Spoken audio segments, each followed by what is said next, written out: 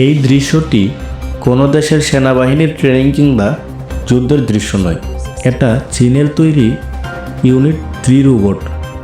একজন কমান্ডারের নির্দেশ পাওয়ার সাথে সাথে রোবটগুলো স্বয়ংক্রিয়ভাবে গুলি ছুড়তে শুরু করে। এই দৃশ্য দেখে বিশেষজ্ঞরা মনে করেন যুদ্ধক্ষেত্রে যদি এই ইউনিট 3 এর রোবটগুলো ব্যবহার করা হয় তাহলে থাকবে না কোনো প্রাণহানির ঝুঁকি। স্থলযুদ্ধে আসতে পারে বিশেষ পরিবর্তন। যুদ্ধক্ষেত্রে আর স্বয়ংক্রিয়ভাবে উপস্থিত থাকতে হবে না, নির্দিষ্ট কোনো জায়গায় থেকে এই রোবটগুলোকে পরিচালনা করা সম্ভব। যদিও এটা অত্যন্ত আধুনিক একটি আবিষ্কার, কিন্তু এতেও রয়েছে অনেক রিস্ক, যেমন রোবটগুলো ঠিকমতো কাজ করবে কিনা, সঠিক কমান্ড মানবে কিনা।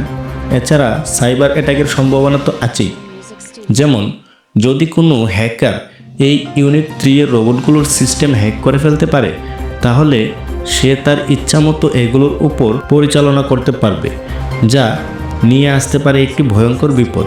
এই রোবটগুলো এত দক্ষ হওয়ার পরেও এগুলো নিয়ে রয়েছে অনেক দুশ্চিন্তা, কেননা এগুলোর সিদ্ধান্ত নেওয়ার নিজস্ব কোনো উপায় নেই। আপনারা শুনছিলেন লোকাল নিউজ 36, সঙ্গে ছিলাম আমি আশরাফ। ধন্যবাদ সবাইকে।